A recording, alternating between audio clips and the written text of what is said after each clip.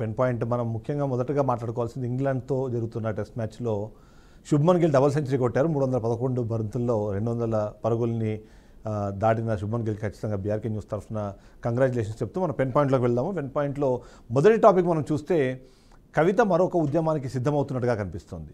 BC రిజర్వేషన్ల సాధనకు సంబంధించి గతంలో కూడా తను వివిధ రూపాల్లో తన ఆందోళన వ్యక్తం చేసిన నేపథ్యంలో ఇప్పుడు అది ఉద్యమ కార్యరూపం దాల్చాల్సిన అవసరం కనిపిస్తున్నట్టుగా తను అభిప్రాయపడుతున్నట్టుగా అర్థమవుతుంది. అందులో భాగంగానే ఈ నెల 8వ తారీఖులోగా సీఎం రేవంత్ రెడ్డి ఒకవేళ అఖిల పక్షాన్ని కేంద్ర ప్రభుత్వం వద్దకు తీసుకెళ్లి ఈ స్థానిక సంస్థల ఎన్నికల లోపే ఈ బీసీ రిజర్వేషన్లు 42% సాధించకపోతే ఖచ్చితంగా ఒక ఉద్యమానికి ముందుకు వెళ్ళాలి. అందులో భాగంగానే జూలై 17వ తారీఖున రైలు రోగ కార్యక్రమాన్ని నిర్వహించాలని కూడా నిర్ణయం తీసుకున్నట్టుగా మనకు అర్థమవుతుంది.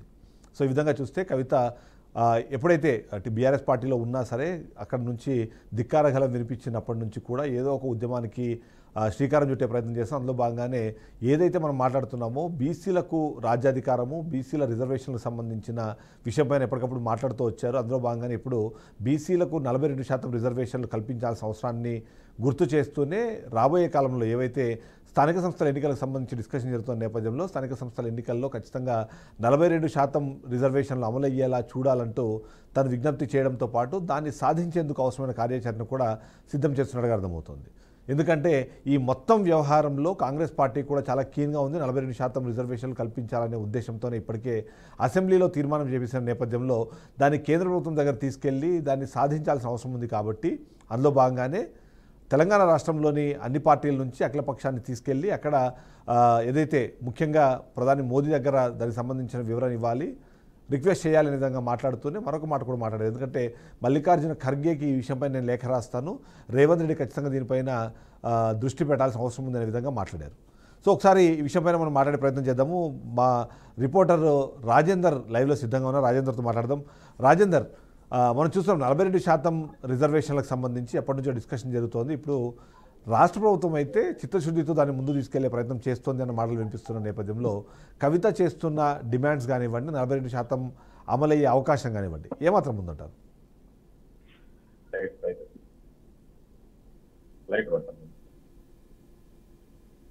రాజేందర్. Thank you sir. తెలంగాణలో 42% రిజర్వేషన్లు ఏదైతే వ్యవహారం ఉందో దాన్ని నిర్దిష్టంగా అమలు చేసిన అనంతరమే స్థానిక సంస్థల ఎన్నికలు పోవాలనేది ప్రతిపక్ష పార్టీల ప్రధాన డిమాండ్. ఇందులో ప్రధానంగా ఉన్న ప్రతిపక్ష పార్టీ బారాసకు సంబంధించిన ఎమ్మెల్సీ కవిత తాజాగా చేస్తున్న ప్రకటనల నేపథ్యంలో 42% రిజర్వేషన్ అమలు జరిగేంత వరకు కూడా అటు కేంద్ర ప్రభుత్వంపై ఒత్తిడి తీసుకురావాల్సిన బాధ్యత కాంగ్రెస్ ప్రభుత్వం, తెలంగాణ కాంగ్రెస్ ప్రభుత్వంపై ఉందని చెప్పేసి ఆమె చెప్తున్నారు. అఖిల పక్షాన్ని ఢిల్లీ తీసుకువెళ్తామని ముఖ్యమంత్రి రేవంత్ రెడ్డి చెప్పినప్పటికీ స్పందించకపోవడం విచారకరమని ఈ నెల 17న రైలు కోకు రిజర్వేషన్ల అంశంపై తాము పిలుపునివ్వడం జరిగిందని, ఈలోగా 8వ తేదీలోగా ముఖ్యమంత్రి ఈ విషయంపై స్పష్టత తీసుకొచ్చి అఖిల పక్షాన్ని ఢిల్లీ తీసుకెళ్లే ప్రయత్నాన్ని చేయాలని, లేని పక్షంలో ఆందోళన కార్యక్రమం ఉధృతం చేస్తామని చెప్పి కూడా కవిత చెప్తున్న పరిస్థితి కనిపిస్తుంది. ఏదైతే స్థానిక సంస్థల ఎన్నికకు సంబంధించిన అంశం ప్రధానంగా ఉందో అది నిర్వహించాలంటే 42% బీసీ రిజర్వేషన్ల అంశాన్ని తేల్చాలని చెప్పేసి కూడా కవిత డిమాండ్ చేస్తుంది. ఈ బీసీ రిజర్వేషన్ల అంశాన్ని తేల్చేంత వరకు బారాస తమకు తోడుగా ఉంటుందని కూడా కవిత అంటున్నారు. ఇప్పటికే కవిత జాగృతి ఆధ్వర్యంలో పలు కార్యక్రమాలు నిర్వహిస్తున్న నేపథ్యంలోనే తాజాగా ఈ బారాస సపోర్ట్ తో బీసీ రిజర్వేషన్ల అంశంపై కూడా మాట్లాడుతున్న పరిస్థితి కనిపిస్తుంది. మరోవైపు గోదావరి బలకచెర్ల విషయంలో కూడా ప్రభుత్వం మెతక వైఖరి అవలంబిస్తుందని కూడా కవిత చెప్తున్న పరిస్థితి కనిపిస్తుంది. అయితే ప్రభుత్వం 42% రిజర్వేషన్ల అంశాన్ని నిర్దిష్టంగా చిత్తశుద్ధితో అమలు చేసే దిశలోనే పలు కార్యాచరణలు నిర్వహిస్తోంది. అటు కోర్టు అంశాలు పరిగణలో తీసుకోవడంతో పాటు 42% రిజర్వేషన్ అంశాన్ని పూర్తిగా పరిష్కరించేందుకు న్యాయ నిపుణులతో ఇప్పటికే ప్రభుత్వం సంప్రదింపు జరుపుతోంది. అంటే ప్రభుత్వం ఒకవైపు చర్యలు తీసుకున్న నేపథ్యంలోనే ఎమ్మెల్సీ కవిత ఈ తరహా ప్రకటన చేయటం ఒక రకమైనటువంటి అంశంగా మనం భావించవచ్చు. అంటే మొత్తం మీద ఇప్పుడు భారత మాత్రమే ఈ 42 అంశం మీద ప్రస్తావన తీసుకొస్తున్న పరిస్థితి కనిపిస్తుంది. రాజేంద్ర, మీరు ఎలా చూస్తారు దీన్ని? ఇప్పుడు తను ఇప్పుడు ఏదైతే మనం చెప్తున్నామో బీఆర్ఎస్ తరఫు నుంచి ఈ ఉద్యమానికి ముందుకెళ్తోందా, లేకపోతే తెలంగాణ జాగృతి పేరుతో దాన్ని మరొకసారి జాగరూకం చేసే ప్రయత్నం చేస్తుంది కాబట్టి తన సొంత ఈ సంస్థతో ముందుకు వెళ్ళే ప్రయత్నం చేస్తుందా? దీని ద్వారా అంటే ఏమి సందేశం ఇవ్వాలనుకుంటుంది తను? అంటే నిన్న మొన్నటి వరకు కూడా జాగృతి ఆధ్వర్యంలోనే ఆమె కార్యకలాపాలు నిర్వహించడం జరిగింది. జాగృతి నాయకులు కార్యకర్తలే ఆమె వెంట ప్రయాణం చేస్తూ వస్తున్నారు. జాగృతి సంస్థ ఆధ్వర్యం నిర్వహిస్తున్న కార్యక్రమాలు అంటే నామమాత్రపు క్యాడర్ తోటి ఆమె కార్యక్రమాలు కొనసాగిస్తున్నారు. ప్రధానంగా ఇప్పుడు అంటే ఏదైతే భరాసాలో అది కుటుంబ పరంగా ఉన్న వ్యవహారాల నేపథ్యంలో తాజాగా అంటే లేటెస్ట్ గా కవిత మాత్రం భారత సపోర్ట్ 42% బీసీ రిజర్వేషన్ అంశంపై తాము తోడ్పాటు అందిస్తామని చెప్పేసి ప్రకటన చేసింది. ఈ విషయంలో మాత్రం భారత నేతలు గాని కార్యకర్తలు కానీ ఎక్కడ స్పందించిన పరిస్థితులు కనిపించలేదు. ఒకవైపు అన్న కేటీఆర్ తోటి, మరోవైపు తండ్రి మాజీ సీఎం కేసీఆర్ తోటి కూడా ఆమె విభేదాలు ఉన్న నేపథ్యంలో భారత సపోర్ట్ తో ఆమె బీసీల రిజర్వేషన్ అంశంపై పోరాటం చేస్తామన్న ప్రకటన మాత్రం ఎలాంటి పరిచయకు దారి తీస్తుందనేది కూడా కొంత సందిగ్ధమైన పరిస్థితి కనిపిస్తా ఉంది. జాగృతి మొత్తం ఇప్పటికే ఆమె వెంట నడుస్తున్నారు. భారత కార్యకర్తలు నాయకులు కూడా ఈ వెంట వస్తారా లేదని కూడా ఒక ప్రశ్నార్థకంగా మిగిలిపోయిన పరిస్థితి ఉంది. ఏదేమైనా ఈ 42% రిజర్వేషన్ల వ్యవహారంలో మాత్రం కవిత ఒక అడుగు ముందుకేసింది కూడా మనం చెప్పవచ్చు. పరిస్థితుల కారణాలు ఎలా ఉన్నప్పుడు కూడా కవిత మాత్రం ఒక స్టెప్ ముందుకేసి ఈ అంశాన్ని లేవనెత్తున్నారు. ముందు పరిణామాలు ఎలా ఉంటాయని కూడా వేచి చూడాల్సిన పరిస్థితి. Right, thank you very much Rajendra. ఓవరాల్గా దీనిపైన విశ్లేషణ చేసిన సత్యనారాయణ గారు రాజకీయ విశ్లేషకులు మనతో పాటు లైవ్లో సిద్ధంగా ఉన్నారు. ఒకసారి తనతో కూడా మాట్లాడే ప్రయత్నం చేద్దాం. సార్, ఇప్పుడు మనము ఏదైతే కవిత చేస్తున్న ఈ యాక్టివిటీస్ కానివ్వండి, లేకపోతే కవిత తీసుకుంటున్న వెంకటేశ్వరరావు గారు, మనం ఏదైతే కవిత తీసుకుంటున్న యాక్టివిటీస్ కానివ్వండి, లేకపోతే కవిత తీసుకుంటున్న ఈ ఉద్యమ నేపథ్యము పంథ ఏదైతే ఉందో దీన్ని అన్ని పార్టీలను ఇబ్బంది పెట్టేలాగానే అనిపిస్తుంది. ఒకటి రాష్ట్ర ప్రభుత్వాన్ని, రెండు కేంద్ర ప్రభుత్వాన్ని, మూడు తన సొంత పార్టీని. అలానే చూడాలంటారా, లేకపోతే నిజంగానే చిత్తశుద్ధితోనే బీసీలకు రిజర్వేషన్ కల్పించాలనే ప్రయత్నం చేస్తుంది అనుకుంటారా? ఎలా చూడాలంటారు? ఖచ్చితంగా ఈ బీసీ రిజర్వేషన్ అంశం అనేది ఎన్నికలకు ఇది అవకాశవాదం అయినప్పటికీ అన్ని పార్టీలు ఎన్నికల్లో ఇది అవకాశవాదం, కానీ వాళ్ళు అధికారంలోకి వచ్చినాక ఇది మాత్రము మెడకు చుట్టుకుంటున్నటువంటి పాములాగా మారుతున్నటువంటి పరిస్థితి మనం ఇప్పుడున్న రేవంత్ రెడ్డి ప్రభుత్వం కాస్త తీవ్రంగా తీసుకోవడం వల్ల వాళ్ళకి ఎక్కువ, కానీ గత ప్రభుత్వాలు కూడా ఈ చెవి చూసాయి ఈ పరిస్థితి. ఎప్పుడైతే సుప్రీంకోర్టు 50% లేవి దాటొద్దన్నదో దాన్ని పక్కన ఎలా అధిగమించాలనేటువంటి విషయానికి వచ్చినప్పుడు వీళ్ళు స్వయంకృపారాధంగా మారుతున్న పరిస్థితి. ఈ రోజు బీసీ సంఖ్య ఎక్కువ ఉండడం వల్ల వాళ్ళ ఓటు బ్యాంక్ రాజకీయం కోసం వాళ్ళకి ఏదైతే హామీలు ఇస్తున్నారో ఆ హామీలను నెరవేర్చే విషయంలో రాజ్యాంగబద్ధంగా చట్టబద్ధంగా సమాధానం చెప్పకుండా ఓటు బ్యాంక్ వరకు పరిమితమై వాళ్ళ యొక్క ఏమంటారంటే మానసిక బలహీనత కావచ్చు, అంటే ఇది వాళ్ళకి ఎమోషనల్ గా వాళ్ళు అటాచ్ అయి ఉన్నటువంటి దాన్ని ఓటు బ్యాంక్ గా మార్చుకోవడానికి ప్రయత్నం చేయడం, కానీ ప్రజాస్వామ్యబద్ధంగా నిజంగా దీనికి కావాల్సినటువంటి సొల్యూషన్ చూపించలేకపోవడం. ఇది రాజకీయ పార్టీలో ఎంత బలంగా అయితే ఉందో రాజకీయ పార్టీల ముసుగులో ఉన్నటువంటి బీసీ నాయకత్వం కూడా అంతే ఇబ్బంది పడుతున్నటువంటి పరిస్థితి. మరి దీనికి సమాధానం చెప్పాల్సినటువంటి వాళ్ళు ఎవరంటే ఎవరు చెప్పరు. అధికారంలో ఉన్నప్పుడు మాత్రం, లేనప్పుడు మాత్రము పోరాడతారు, అధికారంలోకి వచ్చినాక మాత్రం దాన్ని నెగ్లెక్ట్ చేస్తారు. ఈ వైఖరి మీకు గత ప్రభుత్వాలు చేశాయి, ఇప్పుడు తీవ్రంగా ఇప్పుడు ఈ రాష్ట్రంలో ఉన్నటువంటి కాంగ్రెస్ ప్రభుత్వం చేయడం, దాన్ని అనుగుణంగా కేంద్ర ప్రభుత్వం తీసుకోలేని పరిస్థితి. ఇమ్మీడియట్ గా పార్లమెంట్ లో దీని రెండింటినీ గ్యాప్ ని, ఇంకో పక్కన బారాసాలో కవిత ఇప్పుడు ఉన్నటువంటి పరిస్థితిలో ఆమె ఒక స్ట్రగ్లర్ గా ఇప్పుడు పోరాడుతున్నటువంటి పరిస్థితిలో ఇది ఒక ఆమెకు అవకాశం అందివచ్చినటువంటి ఒక సబ్జెక్ట్ గా ఆమె తీసుకోవడం, తద్వారా ఆమె రాజకీయ భవిష్యత్తును బలపరుచుకునేడానికి ఒక ఆయుధంగా వాడుకోవడం అనేది గతంలో ఇదే రేవంత్ రెడ్డి కూడా చేశాడు, గతంలో కొన్ని పార్టీలు చేశాయి. ఇప్పుడు కవిత దాన్ని. కానీ ఒక పాయింట్ చెప్పండి సార్, మీరు నిజంగానే బీసీలకు రిజర్వేషన్ ఇవ్వాలి అనుకుంటే ఈ రిజర్వేషన్లతో సంబంధం లేకుండా పార్టీలన్నీ కలిసి 42% ఇద్దాము అని డిసైడ్ అయితే దాన్ని ఆపడానికి ఎలాంటి మెకానిజం లేదు. కానీ అలా కాదని వీళ్ళు చేస్తున్న పని ఏంటి?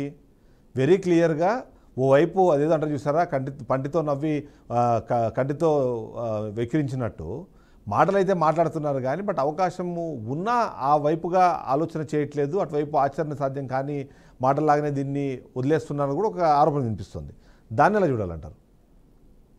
ఇప్పుడు ఒకటండి, ఇప్పుడు మీరు చూసారు కేంద్రంలో ఉన్నటువంటి కాంగ్రెస్ కుటుంబ పాలన కావచ్చు, ఇక్కడ ఉన్నటువంటి బిఆర్ఎస్ కుటుంబ పాలన కావచ్చు, ఈ వాళ్ళ యొక్క అండర్ లో ఉన్నటువంటి ఒకసారి మీరు క్యామ్ ఆన్ చేసుకోండి సార్. బీసీ నాయకులకు ఒకప్పుడు వీళ్ళు అధికారం ముఖ్యమంత్రి అధికారి పదవి కూడా అంటగడతా అన్నారు. అది సాధ్యమయ్యే పని? రావు గారు, ప్రాక్టికల్ గా మీ కెమెరా రావట్లేదు, ఒకసారి కెమెరా ఆన్ చేసుకోరా? పరిస్థితి ఉందా ఏ పార్టీలోనైనా? ఎక్కడ లేదు. ఇదంతా కూడా ఏంటంటే బీసీల యొక్క వాళ్ళ యొక్క మనోభావాల మీద, వాళ్ళకు ఒక ఆశల మీద వీళ్ళు ఎన్కాష్ చేసుకోవడం అనేది అన్ని పార్టీలు చేస్తున్నాయి. ఈసారి అది ఆ అవకాశాన్ని గతంలో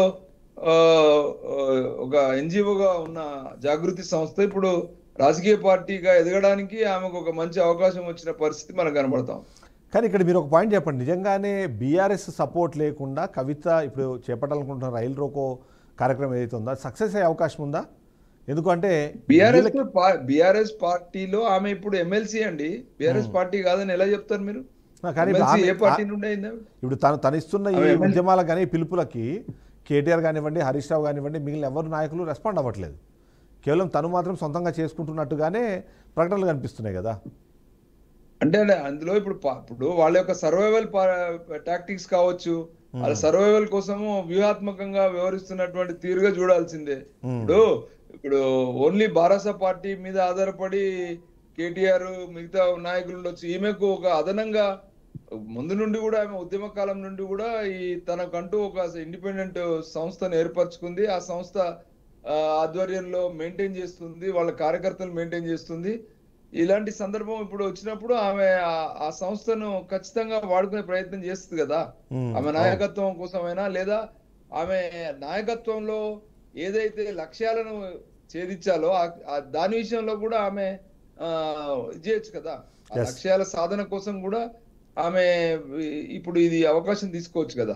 కానీ ఇప్పుడు మీరు కాంగ్రెస్ పార్టీ పరిస్థితి చెప్పండి. ఇప్పుడు ఓవైపు ఏమో 42% రిజర్వేషన్ అన్న మాట కానివ్వండి, దేశవ్యాప్తంగా కులగణన జరగాలి అన్న మాట మాట్లాడిందేమో కాంగ్రెస్ పార్టీ. ఇప్పుడు 42% ఇద్దామనే ప్రయత్నం చేస్తున్నారు కానీ బట్ దానికి ఈ లీగల్ చిక్కులు అయితే ఉన్నట్టుగానే అనిపిస్తుంది. సో ఈ సందర్భంలో కాంగ్రెస్ పార్టీ వెళితే ఒక బాధ, ఆగితే ఒక బాధ అన్నట్టుగా అనిపిస్తుంది, కాదంటారా? ఖచ్చితంగా ఇప్పుడు కాంగ్రెస్ పార్టీ నిర్ణయం అనేది రాష్ట్ర స్థాయిలో తీసుకునే నిర్ణయం కాదది. అది పార్లమెంట్ లో నిర్ణయం జరగాలి. ఇప్పుడు యాజ్ ఏ కాంగ్రెస్ పార్టీగా ఏ రకంగా వాళ్ళు బీజేపీ పార్టీ వాళ్ళు చెప్తే వింటదని వీళ్ళకి ఒక నమ్మకం. అంటే ఇది ప్రజలు కోరుకున్నటువంటి డిమాండ్ అయినప్పటికీ, అంటే బీసీలు కోరుకున్న డిమాండ్ అయినప్పటికీ పార్టీల ప్రయోజన అనేది ఒకటి మధ్యలో ఉంది కదా. ఇప్పుడు ఒకవేళ కాంగ్రెస్ పార్టీ అడిగితే బీజేపీ ఇస్తే అది బీజేపీ పార్టీ ప్రయోజనం ఎట్లా అవుతుంది? అది కాంగ్రెస్ పార్టీకే దాని యొక్క ప్రతిఫలం వస్తుంది అనేటువంటి భావన వల్ల ఈరోజు రాజకీయ పార్టీలు అందరూ కామన్ లక్ష్యము బీసీల సాధన అయినప్పటికీ కూడా అది మేమిస్తే, అంటే మేము పోస్తే శంకులో పోస్తే తీర్థం అనేటువంటి ఆలోచన విధానంలో ఉన్నారు కాబట్టి ఖచ్చితంగా వీళ్ళు అడిగితే వాళ్ళు ఇవ్వరు కాబట్టి అది సాధ్యమయ్యేది కాదని మనకు అర్థమవుతుంది. కానీ అక్కడికి వచ్చేసరికి ఎవరైనా ఏం చెప్తారు, బీసీలను మేము కాదనలేదని ఒక ముఖస్థుతిగా మాట్లాడే పరిస్థితి ప్రయత్నం చేస్తారు. అదే జరుగుతుంది ఇప్పుడు కూడా. పార్టీలన్నిటికీ అతీతంగా పనిచేసే ప్రయత్నము చేస్తే సాధ్యం అవుతుంది. కానీ ఎవరు కూడా ప్రయత్నం చేయడం లేదు, చెయ్యరు కూడా. అది మన ప్రాక్టికల్ సమస్య. ఇప్పుడు బీజేపీ పరిస్థితి చెప్పండి. బీసీ సీఎం అనే నినాదంతోనే వాళ్ళు లాస్ట్ టైం ఎన్నికలకు వెళ్ళారు, మళ్ళీ ఫ్యూచర్లో కూడా ఎన్నికలకు వెళ్తామని చెప్పన్నారు. బై వర్చ్యూ మళ్ళీ మనం చూస్తే ఏమైపోయింది, రాష్ట్ర అధ్యక్షుడినేమో బీసీలను కాకుండా వేరే వాళ్ళకి అవకాశం ఇచ్చారు. ఇక్కడ నుంచి రాష్ట్ర ప్రభుత్వము ఒక అసెంబ్లీ తీర్మానాన్ని చేసి కేంద్ర ప్రభుత్వం పంపించిన తర్వాత అది ఆమోదింపబడాలి అంటే ఒక పెద్ద ఫార్ములా ఉంది. ఆ ఫార్ములా మొత్తం ఈక్వేషన్ మొత్తం వర్కౌట్ చేయడానికి చాలా టైం పడుతుంది. సో బీజేపీ బీసీని కాదనలేదు, కానీ ఇప్పుడు కాదన్నదని ఒక మాట వచ్చేసింది. సో స్థానిక సంస్థల ఎన్నికల సమయానికి 42% రిజర్వేషన్ అనేది అది ఆల్మోస్ట్ ఇంపాసిబుల్గా కనిపిస్తుంది. సో బీజేపీ పరిస్థితి ఏంటంటారు? బీజేపీ కూడా అంతే కదా. ఇప్పుడు మీరు ఒకటి అర్థం చేసుకోండి, బీజేపీ పార్టీ ఏం అతీతం కాదు ఈ విషయంలో. ఇప్పుడు ప్రస్తుతము రాష్ట్రంలో ఉన్నటువంటి ఇది గతంలో మనం చూస్తున్నాం, దాదాపు 2000 సంవత్సరం నుండి రాజశేఖర రెడ్డి ప్రభుత్వం దగ్గర నుండి, చంద్రబాబు గారి దగ్గర నుండి ఇప్పుడు వచ్చిన బీఆర్ఎస్ పార్టీ, మళ్ళీ తర్వాత కాంగ్రెస్ పార్టీ, ఆ పక్కన బీజేపీ కేంద్రంలో హోప్స్ ఉండింది. ఎందుకంటే మనకు తెలంగాణలో బీజేపీ ఎప్పుడు కూడా వాళ్ళ అధికారంలో లేరు కాబట్టి వాళ్ళకు ఒక అవకాశం ఇస్తే వాళ్ళు ఖచ్చితంగా వాళ్ళ ద్వారా సాధ్యమవుతుంది అనుకొని బండి సంజయ్ గారికి ఇచ్చారు. కానీ తీరా అది సాధికారం అయ్యే టయానికి బండి సంజయ్ గారిని పక్కన పెట్టారు. ఆ తర్వాత మళ్ళీ నెక్స్ట్ ఒక ఆశావాహులుగా ఉన్నటువంటి ఈటెల రాజేంద్ర గారు లాంటి వాళ్ళని ప్రొజెక్ట్ చేశారు. మళ్ళీ ఇప్పుడు తీరా ఆచరణకు వచ్చేసరికి ఖచ్చితంగా వాళ్ళ యొక్క అభిప్రాయం ఎలా ఉందని చెప్పుకోవడానికి ఇప్పుడు ఇచ్చిన అధికార నాయకత్వమే అర్థమవుతుంది కదా. అంటే రాజకీయాలలో వాళ్ళు ఇచ్చే వాగ్దానాలకి పార్టీలు నిలబెట్టుకునేటువంటి పరిస్థితికి నిజంగా రాజకీయాల్లో నాయకత్వాలు మార్పులు చేయడానికి కావాల్సినటువంటి ఆ వ్యత్యాసము ఎంత భయంకరంగా ఉందంటే, అంతర్గత ప్రజాస్వామ్యం లేని రాజకీయ పార్టీలు, పార్టీ ఫండ్ ట్రాన్స్పరెంట్ గా ఉండదు. తర్వాత ఇక్కడ నాయకత్వంలో కూడా అంత బలమైనటువంటి నాయకత్వము, అన్ని వర్గాలను కన్విన్స్ చేయగలిగే నాయకత్వం కూడా బీసీల వెలుగు నుండి లేకపోవడం కూడా మనం ఒక కారణంగా చూడాలి. ఎందుకంటే ఇంతకాలం నుండి బీసీలు కూడా మరి అన్ని పార్టీల వాళ్ళు ఒకటయ్యి మరి ఇంత అవకాశాన్ని ఎందుకు వాడుకోవద్దనే ఒక ఆలోచనకు రాకపోవడం కూడా, ఒకటే పార్టీలో ఉన్న వాళ్ళే కలవడం లేదు, మిగతా పార్టీల వాళ్ళు ఎలా కలుస్తారు? సో ఈ వైరుధ్యాలు, ఈ గ్యాప్స్ అన్ని మూలాన బీసీకి రాజ్యాధికారం అనేది అది రోజు రోజుకు అది దూరం అవుతున్న చందమామ లాగా, అంటే చందమామ చందంగా మారిపోయిన పరిస్థితి మనకు అర్థం.